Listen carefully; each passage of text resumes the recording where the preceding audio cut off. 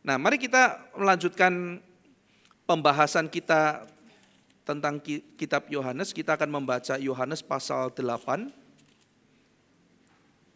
Kita akan membaca ayat 37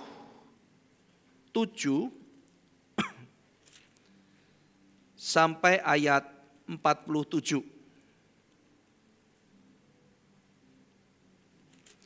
Kita akan membaca bertanggapan Yohanes pasal 8 ayat 37 sampai ayat 47. Saya akan mulai dari ayat 37.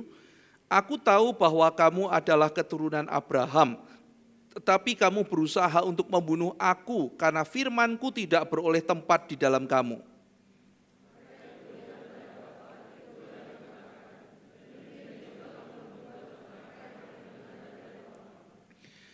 Jawab mereka kepadanya, Bapa kami ialah Abraham.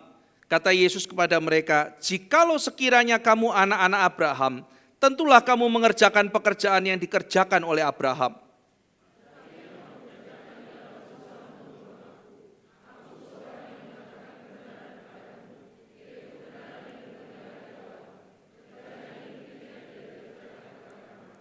Kamu mengerjakan pekerjaan bapamu sendiri. Jawab mereka, kami tidak dilahirkan dari jinah, Bapa kami satu, yaitu Allah.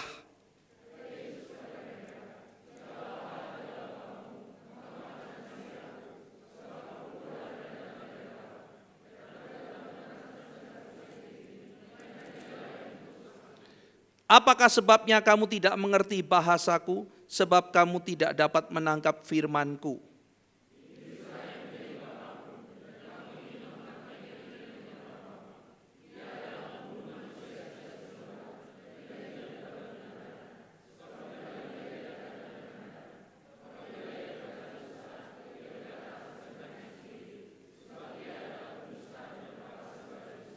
Tetapi karena aku mengatakan kebenaran kepadamu, kamu tidak percaya kepadaku.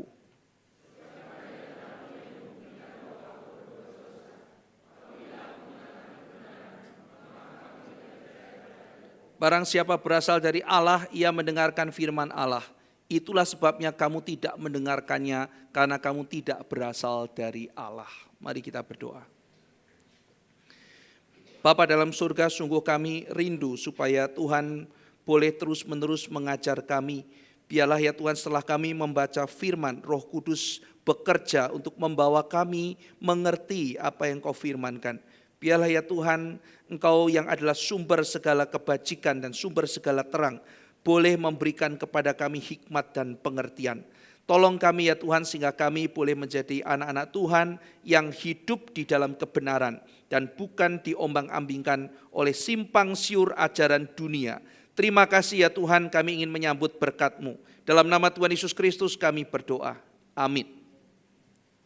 Saudara, di dalam minggu-minggu yang lalu, ketika Tuhan Yesus menjelaskan bahwa anak manusia datang dan Dia akan membebaskan orang yang terikat, maka mereka mengatakan, siapa yang bilang kami terikat? Kalau kamu bilang mengatakan bahwa roh itu akan datang dan membebaskan kami, kalau engkau mengatakan bahwa engkau akan memberikan kebebasan pada kami lewat kebenaran-Mu, maka itu artinya kamu mengatakan kami masih terikat. Kami bukan orang terikat, kami orang bebas. Lalu Yesus menjelaskan kepada mereka, kalau orang berbuat dosa, orang mati di dalam dosa, maka orang itu adalah budak dari dosa. Nah, saudara sekalian, mereka ngotot mengatakan, kami keturunan Abraham, kami orang bebas, tidak pernah diikat oleh apapun. Nah, saudara sekalian, maka pembicaraan selanjutnya terfokus kepada masalah anak siapa, keturunan siapa. Kami keturunan Abraham. Yesus tidak menyangkal hal itu. Yesus mengatakan, ya memang kamu keturunan Abraham. Kita lihat dalam ayat 37. Aku tahu bahwa kamu adalah keturunan Abraham.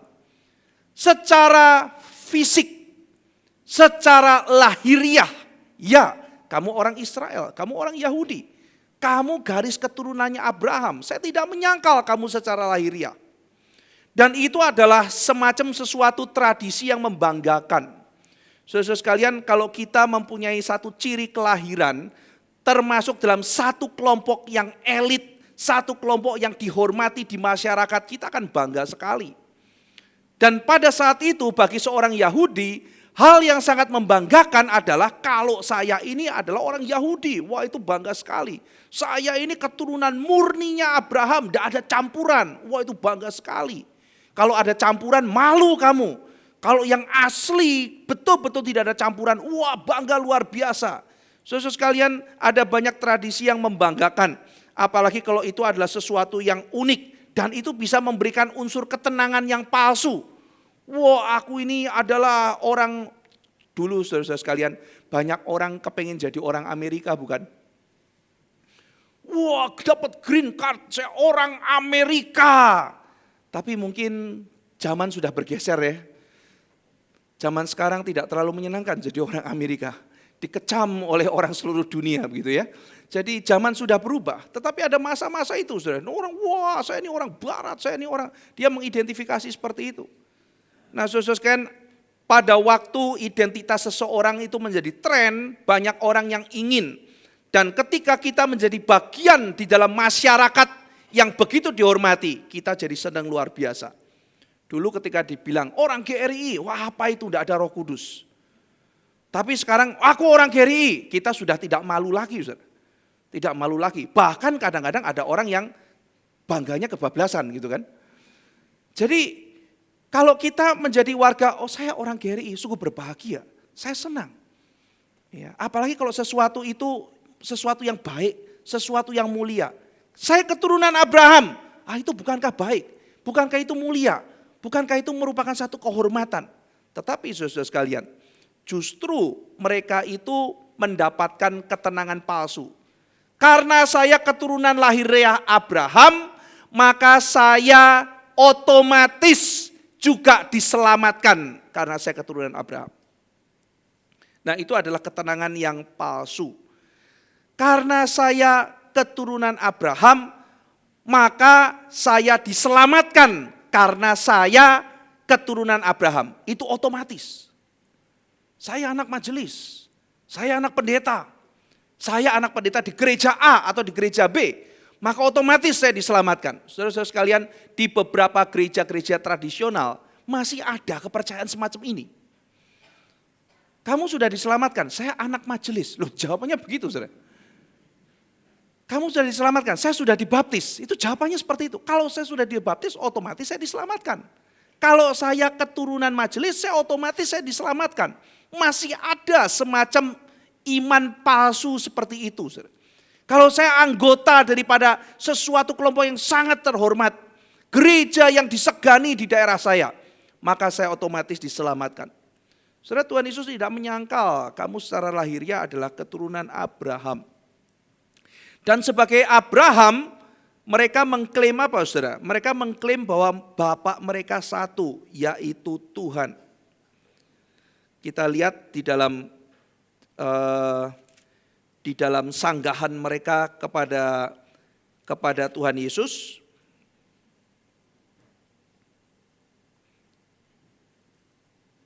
Ayat 41. Kamu mengerjakan pekerjaan bapamu sendiri. Jawab mereka, kami tidak dilahirkan dari jinah.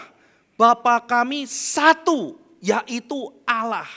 Jadi mereka mengatakan saya anak Abraham, saya anak Allah. Kami bukan dari jinah, bapak kami cuma satu. Dan itu adalah Tuhan sendiri. Jadi mereka mengklaim mereka adalah keturunan Abraham atau mereka sebut anak Abraham. Dan mereka adalah anak Tuhan. Bapa mereka adalah Tuhan. Dari mana saudara mereka mengatakan demikian? Karena di dalam Keluaran pasal 4 ayat 22, Tuhan sendiri berjanji. Karena Tuhan berjanji pada Abraham, maka keturunan Abraham mendapat janji Tuhan. Dan Tuhan berkata dalam Keluaran pasal 4, bahwa Israel adalah anak-anaknya. Israel is my son, kata Tuhan. Dia adalah anak pertamaku, anak sulungku. Israel anakku, ini keturunan Abraham. Aku berjanji pada Abraham. Keturunannya itu mewarisi janjinya. Mereka adalah anak-anakku, kata Tuhan. Dan Tuhan berkata kepada Fir'aun, lepaskan anakku pergi. Dan Fir'aun mengeraskan hatinya dan Tuhan mengatakan, karena engkau tidak mau melepaskan my son, maka aku akan mengambil anakmu. Sudah lihat ya, itu sebabnya tulah yang terakhir adalah anak sulungnya diambil. Tuhan mengatakan, anak sulungku kau pegang. Aku bilang lepaskan, kamu tidak mau lepas. Maka karena kamu tidak mau melepaskan anak sulungku, saya ambil anak sulung kalian. Nah, saudara sekalian, maka Tuhan menjelaskan bahwa orang-orang yang mewarisi janji Abraham adalah anak-anak Tuhan. Nah, saudara sekalian, ini adalah identitas orang Yahudi, anak Abraham, anak Allah. Dan kemudian mereka mengatakan, kami bukan hasil jinah, kami ini pure, murni, tidak ada campuran. Saudara, jawaban ini bisa kita asumsikan. Mungkin loh mereka itu sedang menyindir Tuhan Yesus. Mungkin mereka mendengar desas-desus bahwa Maria itu mengandung. Sebelum mereka menikah. Nah, mereka tidak akan percaya ketika diceritakan bahwa Roh Kuduslah yang menaungi Maria. Mungkin mereka dengar desas-desus dan kemudian mereka menyindir. Kami ini bukan hasil jinah loh. Kamu tuh bicara mengenai anak-anak dan sebagainya, ya kan? Kamu itu anaknya siapa? Kami ini murni loh, tidak ada campurannya loh. Bisa jadi dia sedang menyindir. Tetapi saudara sekalian, bisa jadi juga mereka itu menganggap Tuhan Yesus itu blasteran. Aneh kan? Minggu depan kita belajar satu hal yang mungkin saudara jarang dengar. Mungkin baru pertama kali dengar. Saudara pernah dengar gak Yesus dituduh orang Samaria? Mungkin belum pernah dengar. Minggu depan kita akan lihat tuduhan itu. Engkau orang Samaria, engkau kerasukan setan. Digituin saudara. Sejak kapan Yesus orang Samaria gitu kan? Tapi minggu depan kita akan melihat ya, Yesus dituduh. Engkau orang Samaria, campuran kamu. Kamu bukan asli, kamu mencap kami adalah keturunan, bukan keturunan daripada Abraham. Nah, mereka udah salah sangka semua saudara. Mereka salah tangkap. Yang dimaksud Yesus bukan kamu tuh rasnya apa, lahiriah kamu bagaimana. Tetapi yang Yesus mau katakan adalah tidak selalu orang yang kelahirannya adalah kelahiran anak Abraham itu secara rohani adalah anak Abraham.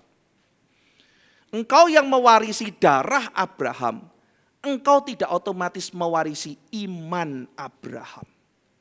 Jadi nanti akan dibedakan seperti itu saudara sekalian. Jadi engkau orang-orang yang keturunan Abraham, iya memang keturunan Abraham. Engkau punya tradisi yang baik, iya. Punya gereja yang baik, itu berkat. Punya keluarga yang baik, itu berkat, itu anugerah. Saudara sekalian, Timotius itu pemuda Kristen yang baik. Dan kalau kita membaca Alkitab, dia mendapat pengaruh dari ibunya, Eunike. Jadi Eunike ibu yang baik, lalu kemudian melahirkan anak Timotius pemuda Kristen yang baik. Nah, Timotius mendapatkan pengaruh itu dari mana? Dari keluarganya, dari Eunike. Nah, Paulus kemudian juga membahas, Eunike ini menjadi orang yang baik dari siapa? Ternyata dari mamanya Eunike namanya Lois. Jadi neneknya Timotius itu perempuan yang takut akan Tuhan. Lalu mendidik anaknya Eunike takut akan Tuhan. Eunike mendidik anaknya Timotius takut akan Tuhan. Jadi kalau kita betul-betul takut akan Tuhan, mendidik generasi di bawah kita, itu berkat.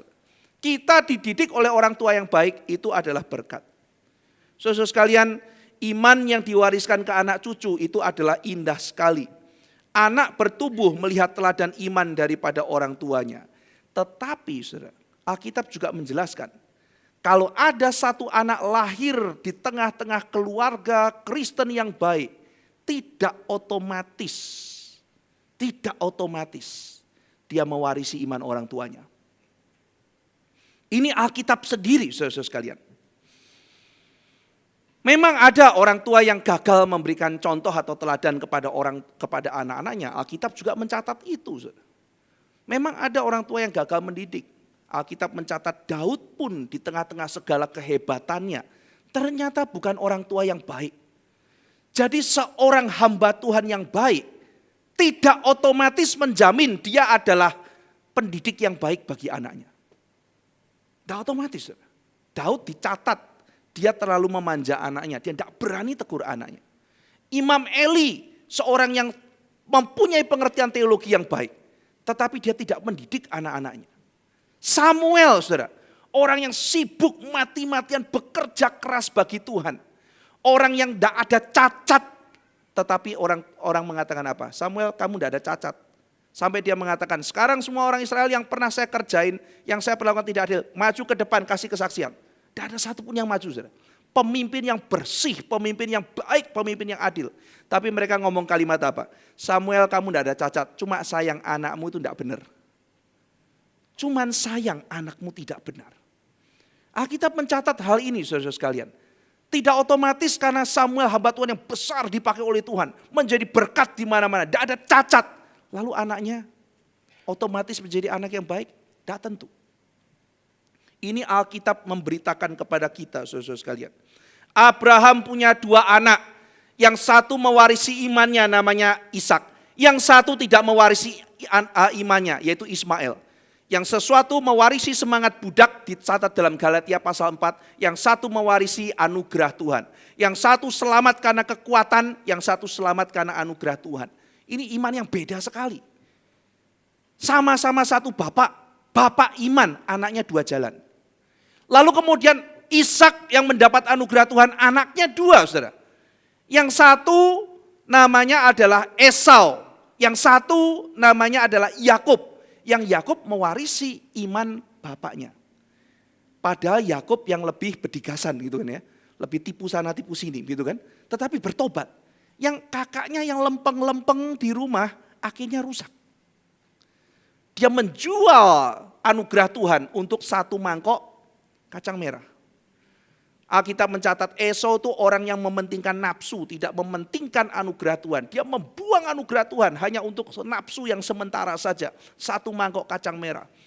Nah, saudara sekalian, Alkitab menceritakan bahwa 1 orang beriman, Abraham, keturunannya tidak otomatis mewarisi iman Abraham. Maka Yesus mengatakan, iya kamu memang secara lahiriah anak Abraham. Tapi itu secara lahiriah, bukan secara rohani. Paulus bicara mengenai Israel tulen atau Israel sejati. Saudara, kita ini Israel tulen atau tidak? Saudara sekalian, mengejutkan ketika Paulus bilang, siapa itu Israel tulen? Misalnya saya bicara mengenai Jawa tulen, Sunda tulen atau apa. Saudara pasti mengatakan, loh Pak, yang namanya Jawa tulen itu adalah orang yang suku Jawa, suku Sunda. Ya kan, itu namanya Sunda Tulen atau Batak Tulen atau Madura Tulen atau Bugis Tulen. Ya kalau dia tidak ada campuran darah. Kan gitu kan saudara, asumsi kita adalah suku yang asli yang tidak ada campuran darah itu adalah yang Tulen. Paulus bicara tidak loh saudara.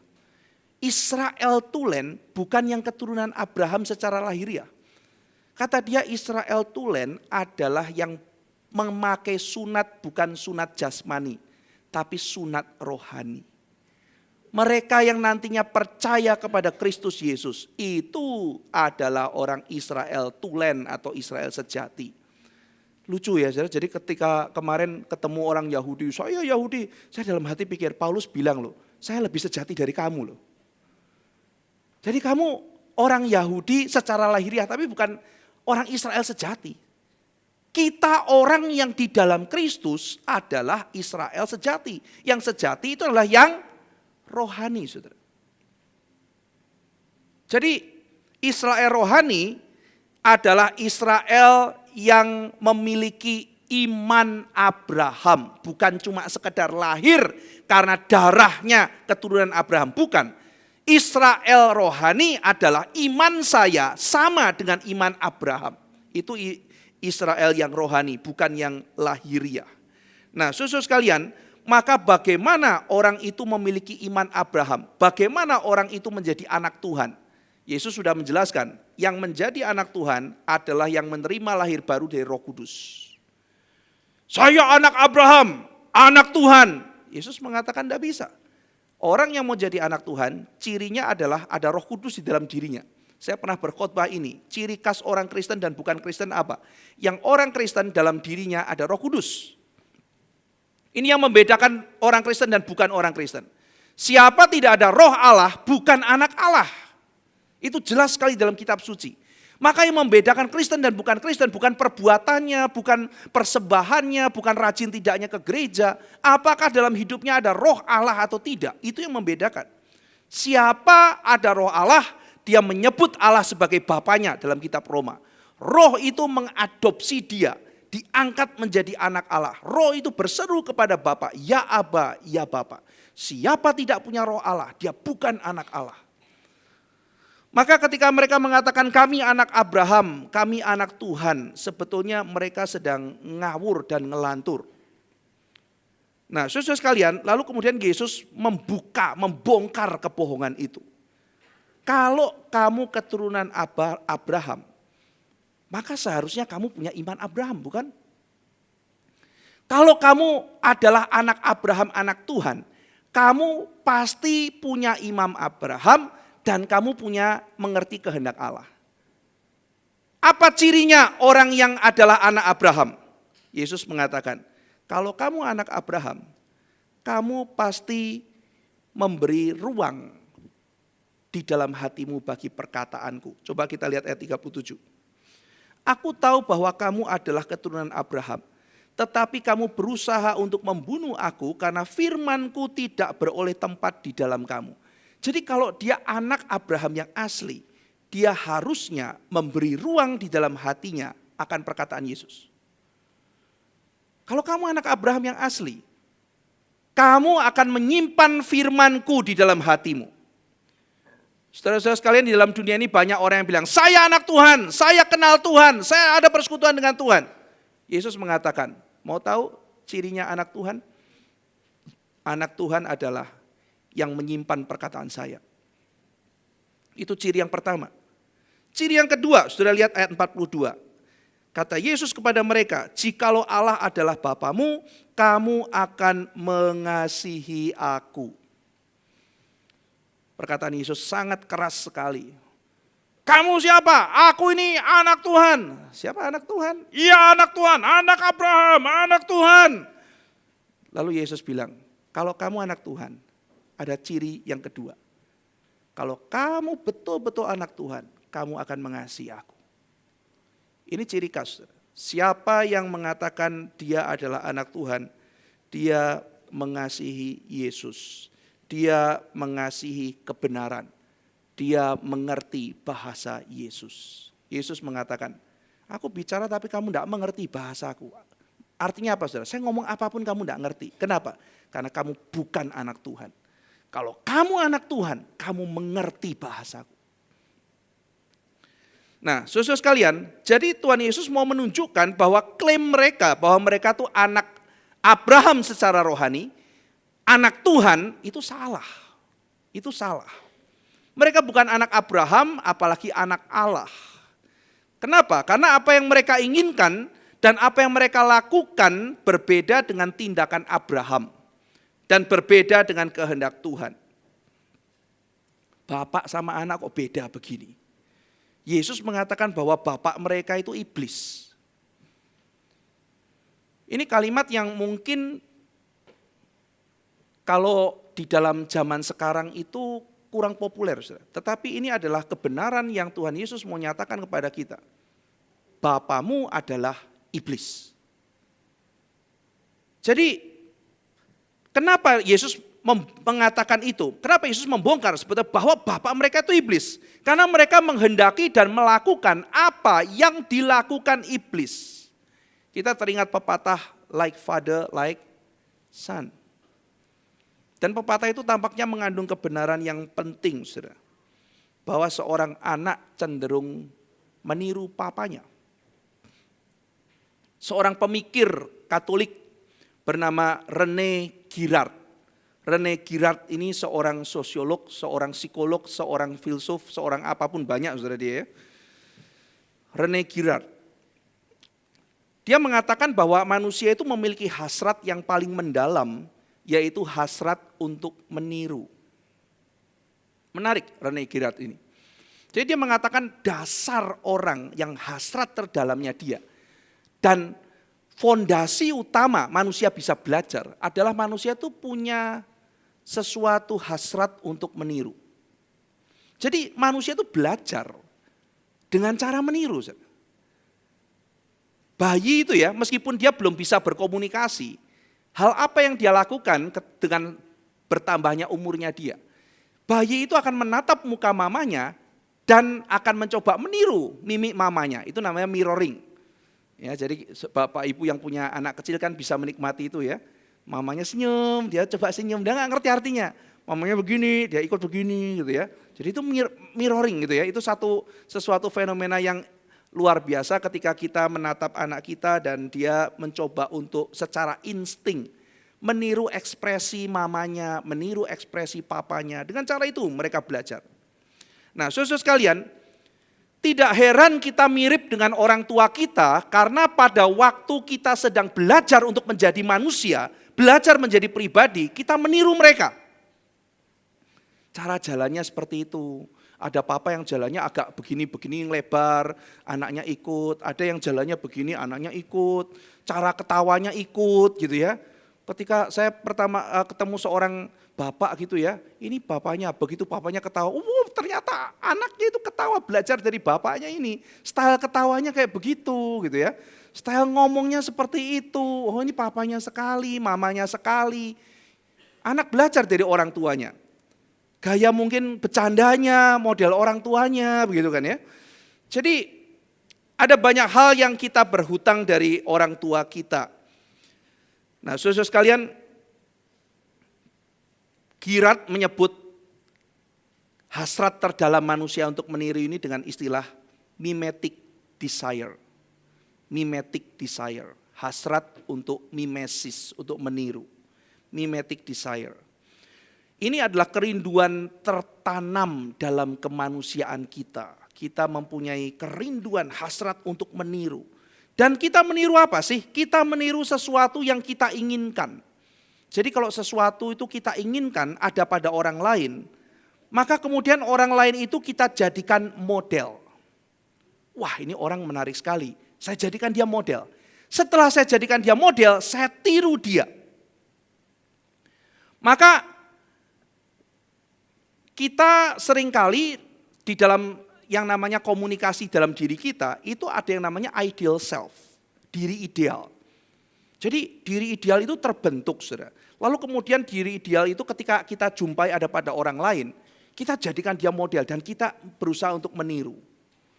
Nah, celakanya saya kalau melihat di dalam komunitas orang Kristen, celakanya kesalahannya seringkali pada pembentukan diri ideal itu. Apa itu orang Kristen? Apa itu orang reform? Wah, itu kalau sudah salah diri idealnya, maka saudara kan mau jadi itu kan? Kalau sudah mau jadi itu, diri idealnya juga sudah salah, ya kekristenan Anda berantakan. Ya. Saudara lihat Pak Stephen Tong, yang dilihat itu bukan esensinya, yang dilihat itu ekspresinya, keunikan pribadinya. Bukan dilihat substansinya. Oh, orang reform itu mesti galak gitu. Lu kurang reform lu, kenapa? Kurang ngotot lah gitu ya. Lu kok kurang nggak mau kalah gitu. Dalam hal apa nggak mau kalah kan kita lihat kehidupan tuh luas gitu. Lu kurang marahnya kurang serem, lu kurang reform lu gitu ya. Jadi akhirnya yang substansial tuh apa? Yang dilihat kok cuman ekspresinya, semangat mencintai Injilnya, semangat berjuangnya, bukan itu yang diambil, saudara. Nah, itulah bahayanya ketika kita mengambil ideal self, sesuatu yang menjadi diri ideal yang salah. Saudara, kalau saudara membaca Ibrani pasal 11, Tuhan memberikan kepada kita saksi untuk kita tiru, itu banyak loh saudara. Abraham, Isa, semua itu semuanya itu kita tiru. Nah, celakanya saudara-saudara sekalian, kita kadang-kadang cuma mengambil satu model, lalu kemudian kita tiru sampai habis. Padahal konteks hidup kita tuh macam-macam, lain-lain. Saudara, saya gembala KU sore. Dan mungkin ada saudara yang ibadah di KU sore. Dan sedikit banyak, bagaimana orang Kristen, paling tidak saya sebagai orang yang seringkali maju di depan, mungkin saudara menganggap, oke lah ada beberapa hal yang saya mau tiru. Tetapi saudara tidak boleh meniru satu orang. Tidak boleh. Karena dengan demikian itu akan mereduksi kekristenan Anda. Ideal self-nya salah. Mungkin panggilan Tuhan bagi diri setiap kita itu berbeda-beda bukan? Dan belajarlah dari banyak orang, belajarlah dari banyak model untuk membentuk diri yang dikehendaki oleh Tuhan dalam hidup Anda. Tidak heran saudara-saudara sekalian, ada misioneri yang menghina hamba Tuhan di kota. Karena mereka menganggap ideal self hamba Tuhan itu harus masuk hutan. Suatu hari saya masuk ke dalam satu pedalaman hutan, ketemu satu orang yang berkhotbah buka gereja di hutan. Lalu dia bilang sama saya kalimatnya begini, "Oh Pak Ivan, ini mungkin tahun depan saya ada kesempatan untuk berkunjung ke Jakarta. Anda bisa siapkan satu mimbar untuk saya khotbah?" Maksud Bapak gimana? "Iya, nanti saya kalau perlu mampir di GRI. Anda beruntung saya mau khotbah di gereja Anda." Oh, gitu ya. Orang-orang kota, orang-orang yang terlalu enak hidupnya beda sama kita yang susah, luar biasa menderita. Nah ini saya kok jadi kurang simpatik ya orang yang ngaku-ngaku menderita begitu loh ya kan. Ya pastilah ada kesusahan masing-masing. Jadi Anda beruntung karena saya bisa ke kota dan saya bersedia mampir berkhotbah di tempat Anda. Gitu. Sehingga orang-orang kota belajar sesuatu dari kami, memang perlu dididik mereka itu untuk belajar berkorban. Tidak enak-enak menjadi apa itu Kristen kota. Saya mengatakan, "Pak, tidak bisa begitu loh." Ya, saya tanya sama dia, "Bapak boleh saya tahu punya berapa buku di rumah?" Maksud Pak Ivan apa? Ya, ada berapa buku Bapak punya di rumah? Ada 50 buku. Baik. Saya kasih tahu Pak, ketika saya berkhotbah, di bawah mimbar itu, ada orang-orang yang mungkin dari S1 sampai S3, ada yang profesor, tapi mungkin ada yang tidak sekolah. Dan Bapak harus berbicara kepada mereka. Ada yang profesinya begitu sederhana, ada yang profesinya begitu penting, dan Bapak harus bicara sama mereka. Ada yang ekonom, ada yang politikus, ada yang apa segala macam, dan Bapak harus mengisi kebutuhan mereka. Dan mereka ini orang-orang yang sekolahan, mereka ini orang-orang yang belajar. Dan mereka itu macam-macam kebutuhannya, Anda harus memperlakukan mereka bekerja dengan baik, Anda harus memperlakukan mereka di dalam mengambil kebijakan publik, Anda harus memperlakukan mereka di dalam bagaimana memberdayakan masyarakat. Dan Bapak biasanya kami membaca buku, 50 buku, itu paling konsumsi beberapa minggu. Anda mau setiap hari harus bergulat dengan buku dari pagi sampai malam. Anda mau ketika orang lain sudah tidur, kita harus membaca buku, menyelesaikan paper untuk mempersiapkan khotbah. Anda mau harus mempersiapkan kuliah. Ya Anda ketika 50 buku, jemaat Anda mau dengar, saya kalau pakai 50 buku dipakai untuk 40 tahun, jemaat saya sudah bubar gitu kan. Kok enggak sesuai ya sama pergumulan saya ya gitu. Ya, saya harus memperlengkapi orang di kota dan desa, dua-dua itu mulia di mata Tuhan. Saya tahu ketika saya khotbah kayak begini di desa, orang-orang desa juga pergi saudara. Tidak ada hubungannya sama memerah sapi gitu kan. Saya tahu saya bukan orang yang bisa berkhotbah, saya harus belajar banyak ketika harus berkhotbah di desa. Saya suatu ketika khotbah di desa, saya doa sama Tuhan, Tuhan mereka nggak ngerti Sokrates, mereka nggak ngerti mengenai integrasi iman dan ilmu, mereka nggak ngerti mengenai pasar saham, mereka cuma sapi, dan saya nggak ngerti sapi Tuhan gitu kan ya. Saya minta kekuatan betul-betul, saya tidak tahu bagaimana caranya berkhotbah. Jangan kira saudara khotbah sama mereka itu juga gampang. Nah kalau kita gambarannya ideal self hamba Tuhan itu yang kayak di kota, ya celaka, kita menghina orang-orang yang melayani di desa.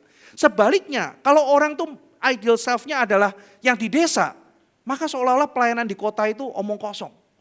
Itu tidak boleh saudara. Tuhan memanggil kita kemanapun kita harus taat dan semua sama mulia. Waktu mahasiswa saya bilang sama Pak Stephen Tong, "Pak saya mau jadi missionary." Kemana? Ke Papua. Kenapa kalau semua orang selalu bilang ke Papua? Itu panggilan Tuhan atau guilty feeling kamu? Maksud Pak Tong gimana? Kalau memang Tuhan mau panggil ke Papua, kamu harus pergi. Tapi masalahnya adalah banyak orang tuh karena romantik aja. Ya, memang mau pergi ke sana. Kamu gumulkan Tuhan mau panggil kamu kemana? Kamu ngapain ke sana? Ya Pak, saya mau pergi menebas hutan, pergi memberitakan Injil di sana. Saya kasih tahu ya, Pak Tong bilang, pergi itu ke UI, nongkrong di sana. Kamu kan orang yang di kota, pergi ke UI. Itu ya, pergi ke UI, ke universitas-universitas yang ada di Indonesia. Itu semak belukarnya tuh otak mahasiswa, itu ular-ular banyak di situ, tebang itu semua. Bawa mereka sama Tuhan. Kamu kira hutan cuma ada di sana? Belantara ada di mana-mana gitu. Saya kebuka gitu, iya ya kenapa ya? Saya selalu asumsi begitu, seolah-olah pelayanan kota itu tidak ada maknanya gitu.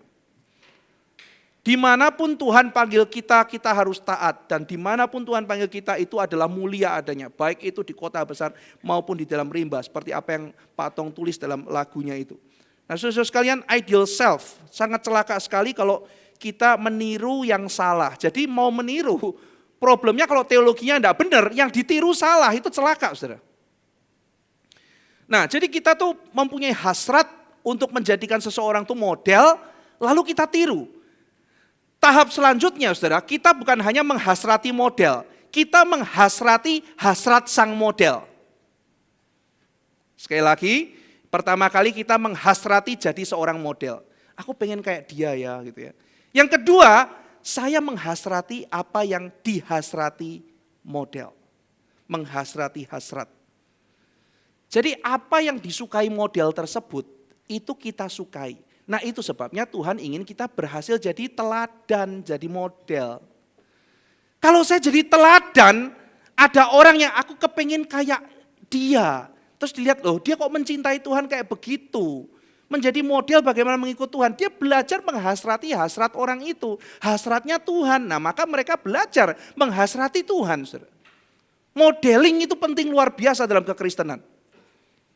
Saudara dan saya, meskipun wajah kita pas-pasan, tetap bisa jadi model gitu. Iya kan, puji Tuhan kan, itu model yang sejati, bukan yang lenggak-lenggok di catwalk. Itu cuma salah satu bagian dari modeling. Yang paling utama tuh yang seperti ini, sehingga kita tuh dihasrati hasratnya, bukan kitanya, hasrat kita kepada Tuhannya. Nah sayangnya saudara sekalian, iklan itu sangat ngerti ini. Dalam komunikasi periklanan, mereka tahu. Kenapa mereka pasang model-model itu? Bukan cuma sekedar barangnya dibeli karena produk itu, tetapi mereka berharap kita menghasrati modelnya, dan kalau modelnya itu berhasrat sama produk itu, kita juga menginginkan produk ini. Coba kita lihat ya, ada satu iklan tahun 92, iklan minuman namanya Gatorade, sekarang di Indonesia sudah tidak ada. Kenapa saya pilih iklan ini? Karena betul-betul mencerminkan apa yang dikatakan oleh Rene Girard. Coba diputar ya, Gatorade tahun 92.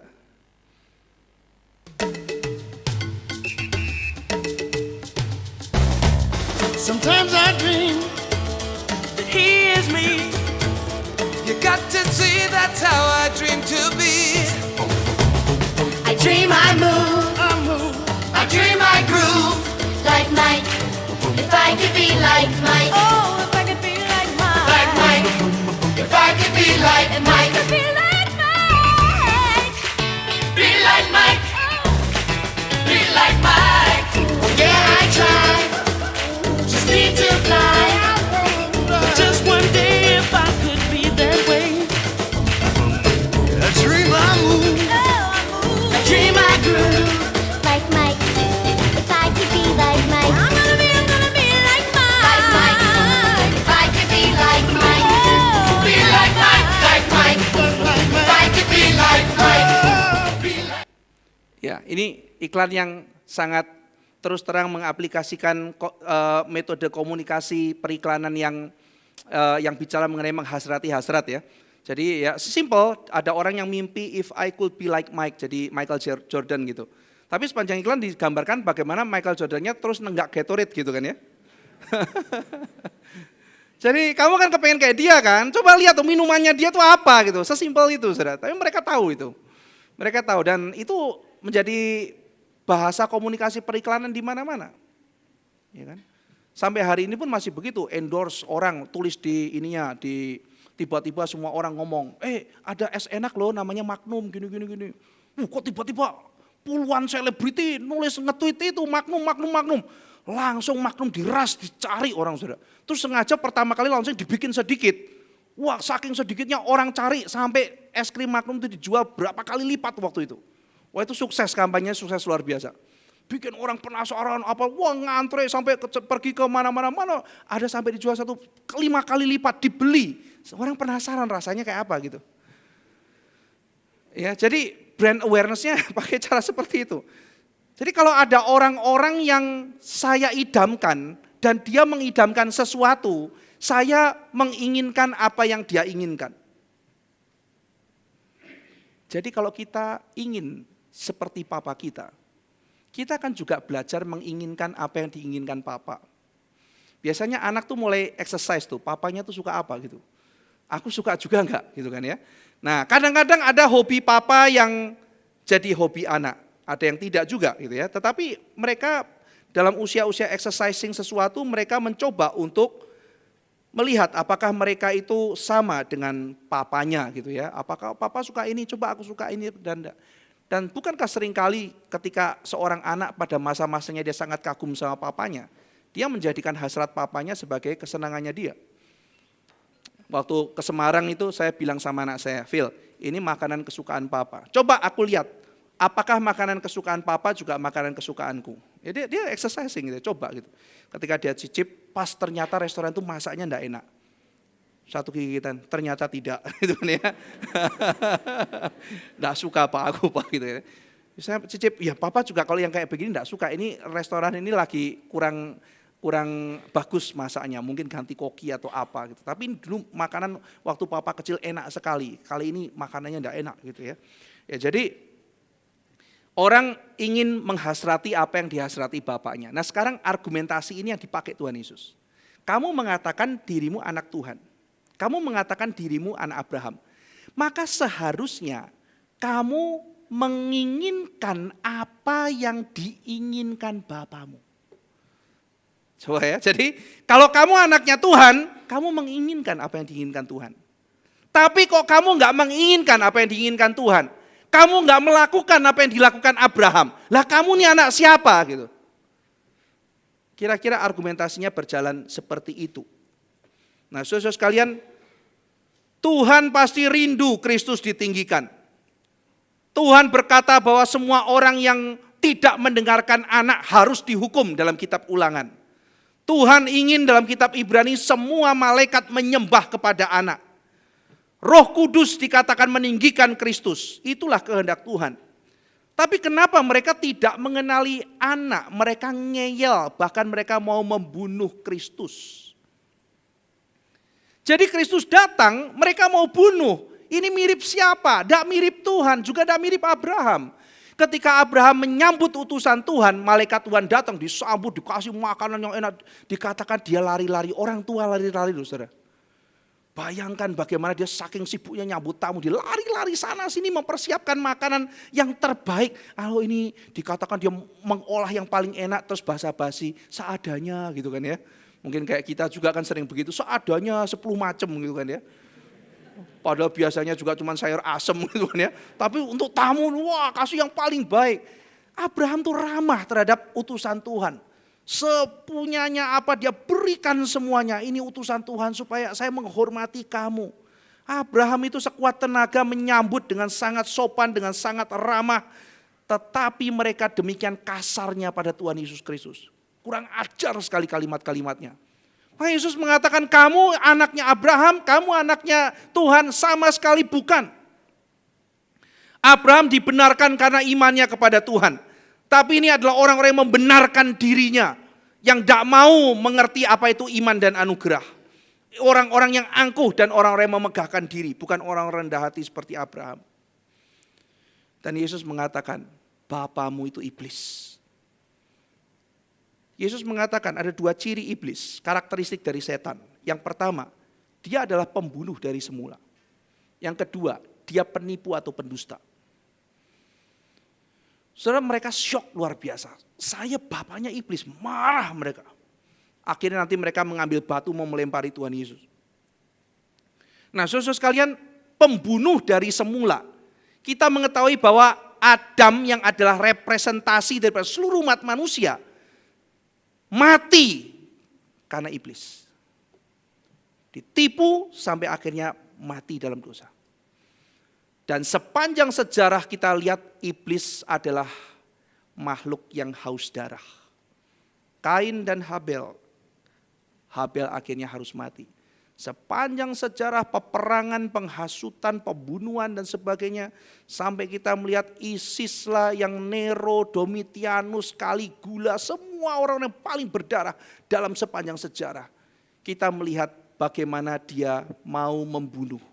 Bagaimana dia mau menghalangi rencana Tuhan. Saudara sekalian, Tetapi bukan hanya sekedar dia melakukan pembunuhan dengan cara yang kasar seperti itu. Yang sering kali berbahaya adalah iblis menyamar sebagai malaikat terang. Dia menipu dan melakukan pembunuhan dengan diam-diam. Saudara-saudara sekalian, di dalam kitab Wahyu, di situ Tuhan bicara mengenai siasat iblis. Ada binatang yang demikian menyeramkan, tapi ada binatang yang kelihatannya seperti biasa. Orang datang bawa golok, orang datang bawa pisau. Wah, saya bunuh, kamu percaya Tuhan, saya bunuh. Mengerikan. Tetapi orang langsung tahu mana lawan, mana kawan. Tapi kalau tipuan seperti ini, saudara,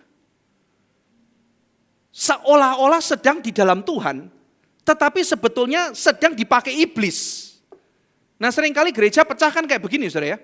Wah, ini orang nih ya, ini dipakai iblis nih, saya harus lawan. Padahal orang itu yang dipakai iblis. Jadi semua itu bilang, lu yang iblis. Enggak, lu yang iblis gitu kan. Rumah tangga kan juga kacaunya begitu kan. Suami bilang, nih istriku kerasukan iblis. Istrinya merasa suamiku yang kerasukan iblis gitu kan. Ternyata mungkin aja dua-dua kerasukan iblis bisa juga gitu kan. Bisa juga gitu kan ya. Wah, celaka luar biasa itu. Nah, saya ingin menutup dengan highlight hal ini, saudara. Ya, karena dia adalah penipu dari semula. Kita melihat bagaimana iblis itu bekerja, salah satunya adalah dengan cara yang sangat sehari-hari. Kita ambil contoh kalimat dari istri Ayub. Iblis tuh ngomong di depan Tuhan, kamu itu sebetulnya terlalu memproteksi Ayub. Ambil proteksinya, dia akan mengkutuki kamu. Dia akan mengkutuki kamu. Ambil semua yang baik, dia akan mengkutuki kamu. Tuhan mengatakan, coba dites. Ketika sudah dites, kalimat istrinya apa? Sekarang juga, kutukilah Tuhan dan matilah kamu. Itu kalimat istri Ayub, exactly sama dengan kalimat iblis. Plak, saudara. Kalimat istri loh, lovely gitu kan ya. Sayangku, begitu ngomong, loh kok kalimat iblis gitu. Ini Agustinus membahas bagian ini dengan demikian kompleks. Bagaimana orang yang kita kasih bisa berubah menjadi alat setan. Saya berharap saudara pulang dari tempat ini tidak mensetan-setankan siapapun gitu ya. Tetapi ini menjadi satu perenungan yang dahsyat bahwa bisa jadi loh orang-orang yang paling dekat dengan kita itu menjadi alat yang dipakai. Dan kita juga bisa dipakai. Petrus itu saudara-saudara sekalian, baru saja mulutnya dipenuhi Roh Kudus. Baru saja mulutnya dipenuhi Roh Kudus. Siapakah aku, kata Tuhan Yesus, menurut kamu?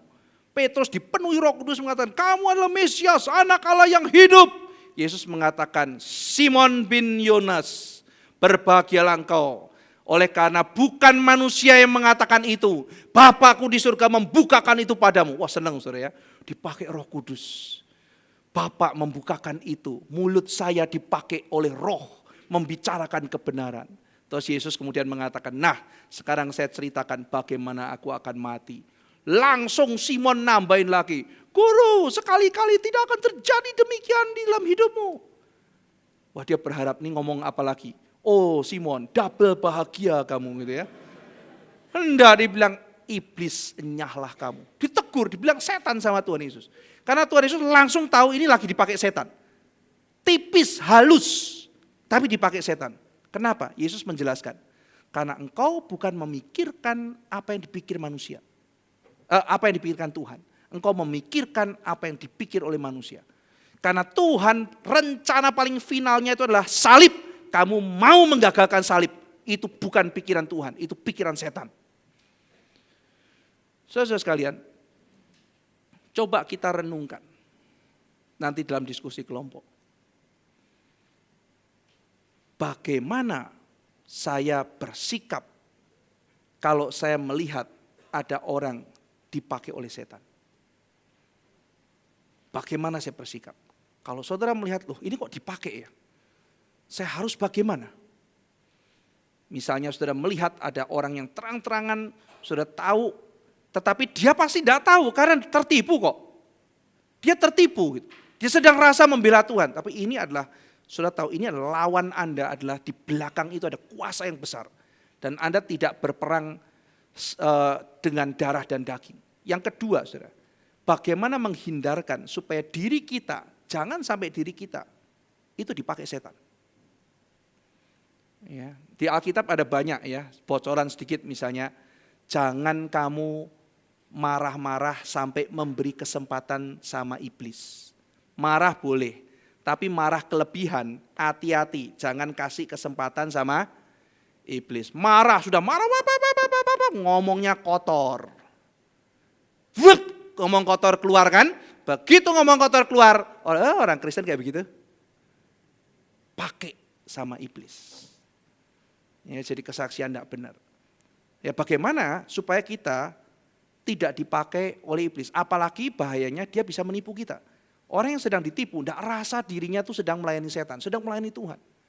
Nah ini sesuatu yang kita perlu pikirkan karena kita tidak kebal akan hal-hal seperti ini.